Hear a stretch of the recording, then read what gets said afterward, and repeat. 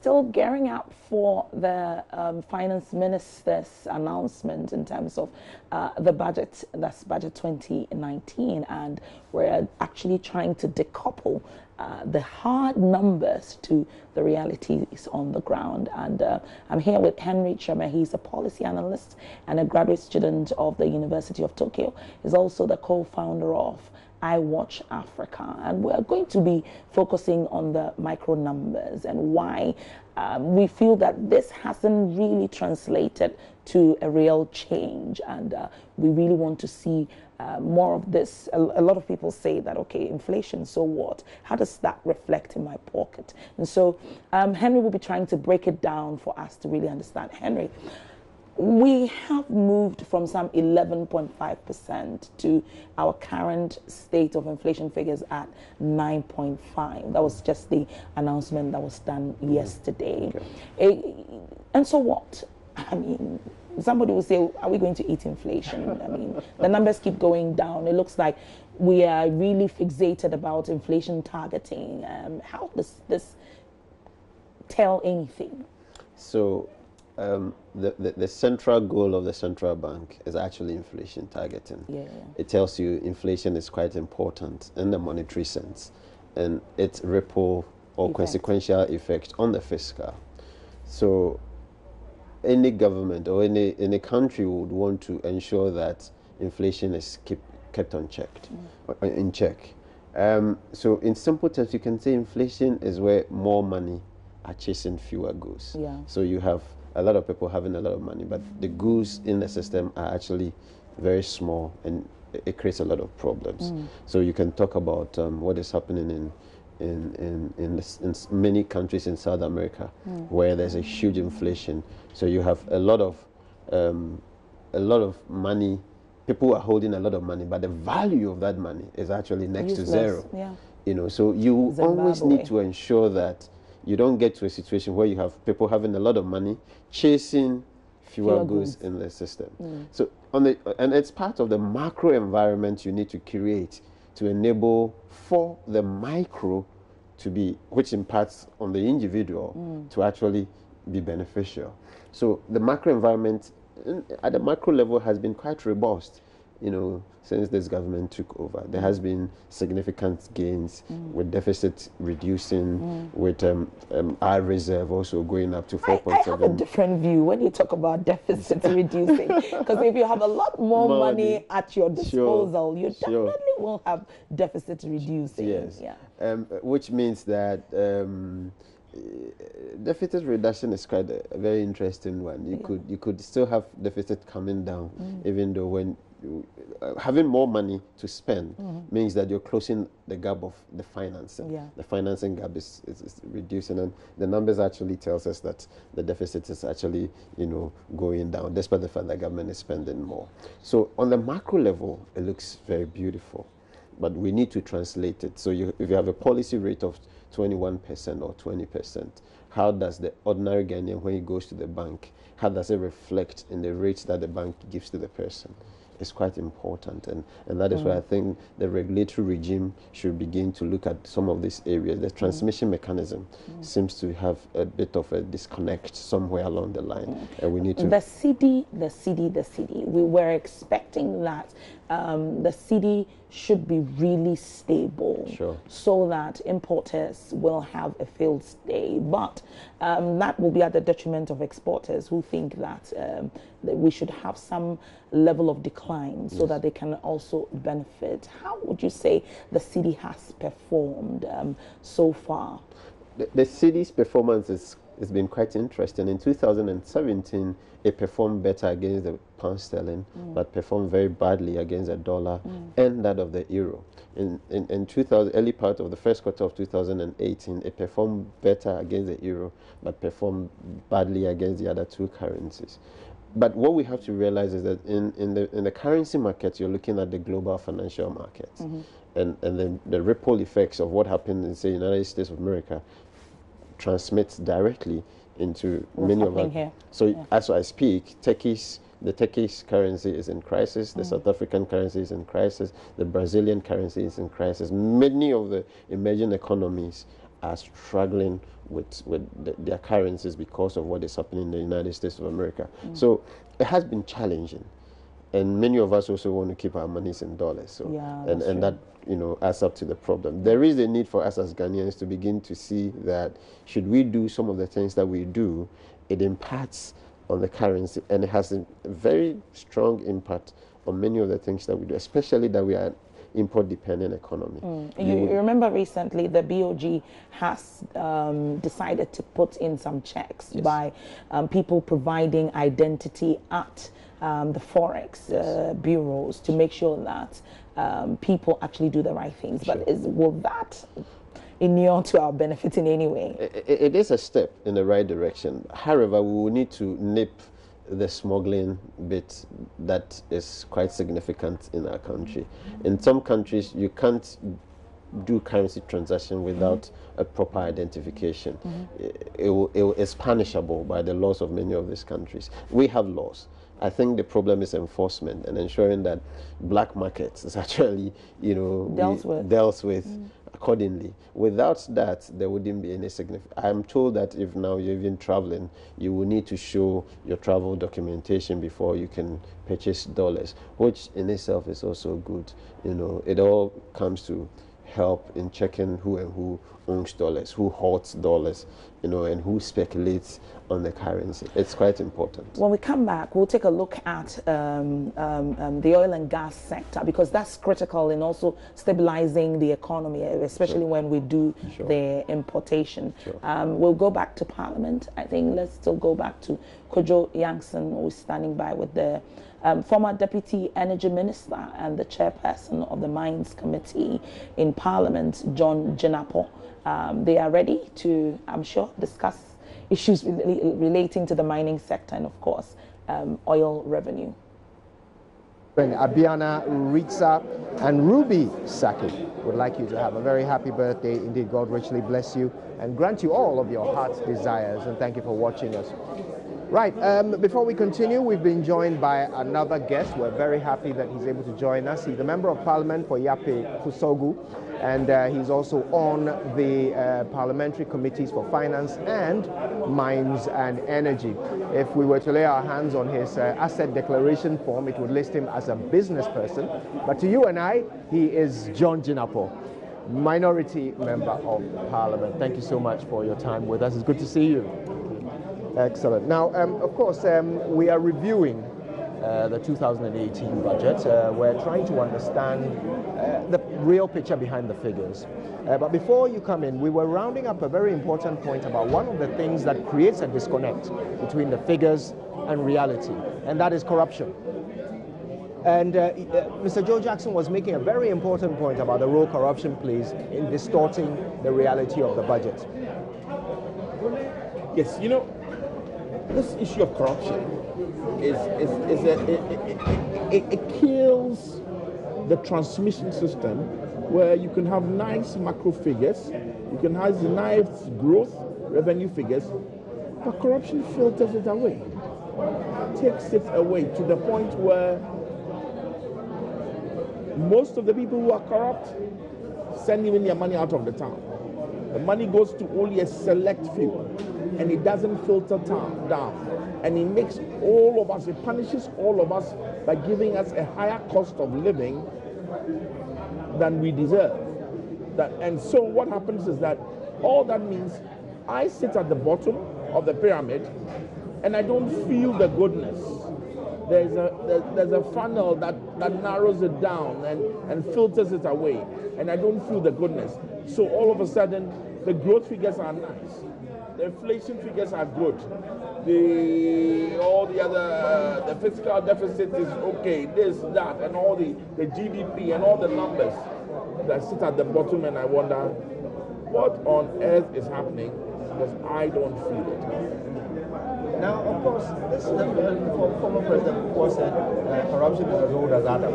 So every government is aware of the fact that there will be that factor on how well people can feel the impact. But looking at this government's performance over the past year, how much of the disconnect do you think we can attribute to corruption and just say, well, It's not their Let me fault. be frank with you, it's difficult. Let me be honest with you. I believe in quantifying things. You can do some qualitative analysis. And so I would have asked that how much do we lose from corruption? And if you read the Auditor General's reports, it clearly tells you that for 2017 alone, we lost over 1 billion cedis. That is money that could have gone into productive areas. And when we talk of corruption, we should broaden it a bit and also look at wastage. We could be wasting resources that does not qualify to be corruption. For instance, you put up a school block halfway, you put up a factory halfway, and it's sitting idle for 5 years, 10 years. You've locked up capital, you are not gaining from that, you are not making returns. That is a form of wastage. So in as far as I'm concerned, we can't fight corruption head on, we can deal with it head on. We've made some progress, but there's a lot more room for us to operate. But I also think that we should also look at inefficiency beyond corruption. Inefficiency is a key factor as far as our governance system is concerned. How do we even utilize the little that we have? Corruption siphons some, but even the little that is left, do we make efficient use of that? And when I talk of efficiency, I'm talking about achieving same or higher results using lesser resources. And so I think that we should broaden the scope beyond just normal corruption and also look at the moral aspect of corruption as well. It's very difficult to legislate everything. You can legislate as far as you can go, but I think that we should also begin to discuss it like we are doing, begin to talk about it. For instance, I had a case where, if you take Ghana lotteries, the law says that you can't award a contract of, say, more than 500,000. So you decide to break it into lots, into 100,000, 100,000, and still give it to the same person. You are finding a way of circumventing the law. And so I think that beyond just legislating, we should also have guiding principles, we should have standards, we should have practices that will enable us to live that life. Because in advanced countries, it's not everything that is legislated. In Japan, for instance, there's a subconscious culture that you must do what is right. And so we must begin to imbibe that in all of us. We must endeavor that we walk the talk.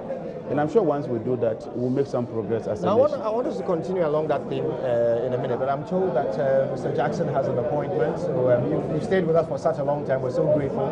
We appreciate it. Thank you so much. We look forward to having even more analysis once we've heard the 2019 budget. But until then, thank you so much. God bless you.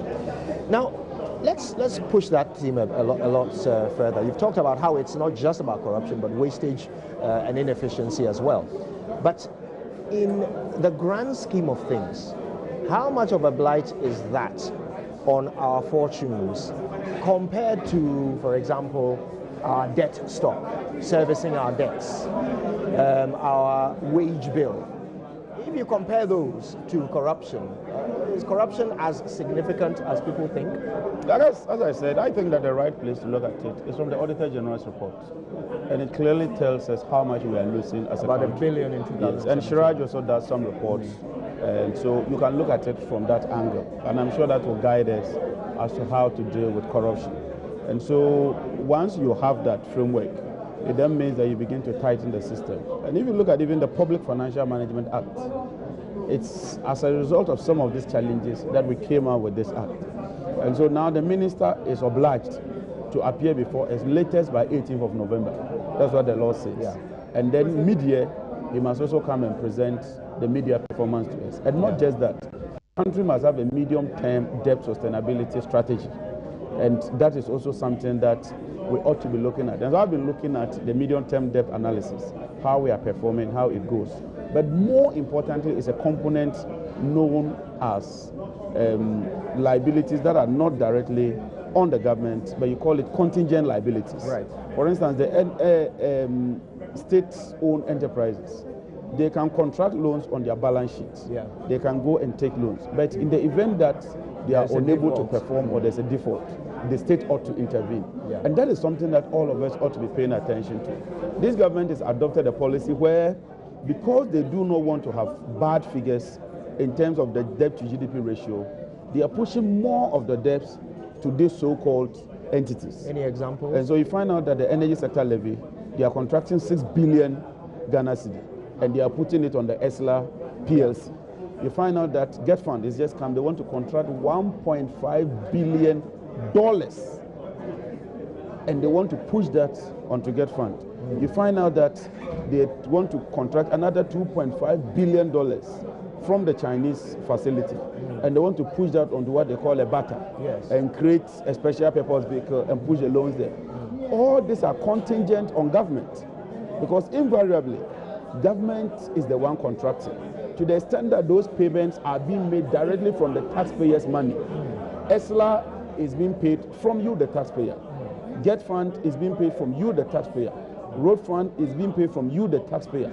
The Chinese facility, if you read the terms, it says that in the event that the bauxite is not available, in the event that the revenues from bauxite are not enough, the state would have to use its own resources to repay that. And so that is an area that all of us ought to be concerned. If you look at ECG's balance sheet, last year alone, they made a debt or a loss of about 700 million. This year alone, they are expected to make a loss or a debt of about 2 billion. So within just last year and this year, you are incurring about 2.7 billion Ghana cedi. If you look at Ghana gas, the whole of 2017, the gas they supplied has not been paid for. And so today, Ghana gas's debt is almost $800 million, almost equivalent to the total capitalization of Ghana gas when we started the project. And so these are areas that we ought to be looking at, we ought to be concerned, we ought to be analyzing. You raised this issue of borrowing on the balance sheets of state-owned enterprises, because this was actually the brainchild of Seth Terkper. And when he proposed it 3-4 years ago, the media asked these same questions, you know, isn't government the ultimate, carrying the ultimate burden here? Should we not be more careful as we borrow on these other balance sheets? If these institutions are not managed well, government ends up having to bear the brunt. We asked all these questions. But we were told that it's smart borrowing. No. That is why you ought to be doing the medium-term debt sustainability analysis. That is why you ought to be interested in how these SOEs are performing. I have maintained that there's absolutely nothing wrong if these state enterprises go borrowing, but they ought to be in a capacity to repay. And so if VRA is borrowing, it means that VRA's tariff structure ought to be such that they can raise the required revenues and then repay. So it's important. And so what Seth Terkper was doing was a situation where government does not just go to borrow and give it to the state-owned enterprises and come to tax me, the ordinary taxpayer, to repay. If you are borrowing to finance Ghana Airport should be able to make revenues in order to set up an escrow or a sinking fund in order to service the debt. And that's what we are doing with the airport company. And how is that different from what this finance minister is doing? I am just raising caution that even as we do that, let's keep monitoring. Let's not just say that, look, our debt to DGP has reduced from 70 to 60, and so we are doing very well. We also ought to monitor what is happening with the energy sector SOEs, with the transport sector, all the SOEs. Let's continue to look at the contingent liability. Let's continue to monitor them, and let's continue to do the debt sustainability analysis so that in the event that there's any stress, you can deal with that. We are seeing some positive balances, mainly on account of oil. If you look at 2016, oil revenues were just about 500. In 2017, it jumped up to about 1 billion. As I speak to you, it's going to about 2 billion. Just the mid-year review. So oil doubled in 2017. It's doubled again in 2018. And so you are seeing huge revenues from oil. But oil prices are volatile. They can drop at any time. And so when you are doing the analysis, you must do all those risk analysis and then look at the deviations that could occur in the event that oil prices come down. It could affect you negatively. So in general, what you are calling for is more scrutiny. And prudent management. Yes, as the months pass by, keep an eye on what has been said and whether we are living up to it. We're joined by the former Deputy Minister for Finance, Kaselato Forson. He's also a Member of Parliament. So nice to see you. It's been quite a while. Thank you for joining us. So everybody's anticipating what 2019 will hold. But until we hear it, we can only assess 2018. In broad terms, I want to ask you how you think this economy, whose macroeconomic figures are looking quite healthy, how you think they performed generally. Kojo, I don't think the macro numbers are looking healthy. You see, oftentimes we make mistakes by looking at the broad line numbers and conclude that it's doing well. If you grow on the back of oil and the non-oil sector is going down or is being contracted, you can never say the economy is looking healthy. When you see the sector in recession, record negative growth 6 consecutive times, then it is in recession. It is not looking good. When businesses cannot even get access to credit and banks' NPLs are going up, that can never be healthy. When people are being laid off and unemployment situation is going up, it can never be healthy. Unfortunately, when contractors are not being paid and our infrastructure is neglected. Honorable Jinapo was talking about oil revenue. You see, the problem we have as a country is not on the back of revenue. It is indeed on the back of expenditure because somebody promised too much. On the back of revenue, within 18 months, this government had 4.5 billion Ghana cedis extra. That's the total oil revenue we've had for 18 months. 2017 and 2018. 2017 and 2018. If you are to compare that, to what NDC had in 4 years, this is way more than that. So you see, the revenues are coming. Energy Sector Levies Act alone is giving them about 3 billion Ghana cedis.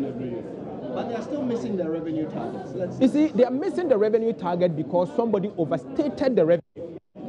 If you assume that the economy is growing by 8.8%, and so the elasticity is X, and so you should impose taxes, and then you expect tax efficiency and a tax growth of 8.5% in real terms, you make a mistake. Because you have to look at the sectors that the economy is growing and find out whether you can bring in tax revenue from there. Can you get tax revenue from oil sector? Obviously no. They've not claimed their capital allowances as yet. Can you get the tax revenue from agriculture? Obviously no. So this is what is happening. We cautioned against it. And let me make this point here on your show. We told government, and I want to repeat again, that in this budget, they should be careful. They should ensure that the personal income tax rate, that band is adjusted, because it is regressive and it's not encouraging business. You mean the 30% for those above 35%. I say this because 35%. PIT, the personal income tax, is paid by 2 groups of people. 1, employees, and 2, self-employed or sole traders and partnerships. They are those paying personal income tax. Companies pay corporate income tax, in other words, CIT. CIT is taxed at 35%. Today, companies are paying less taxes than those self-employed working at Okanshi, those working at Abosokai, those working at Kaneshi.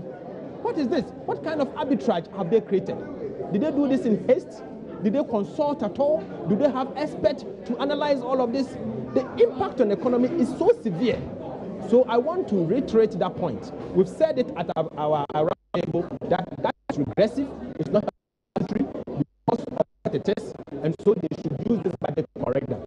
I pray that they use that to correct it. And the second point. If you don't mind, let me just ask a question about this.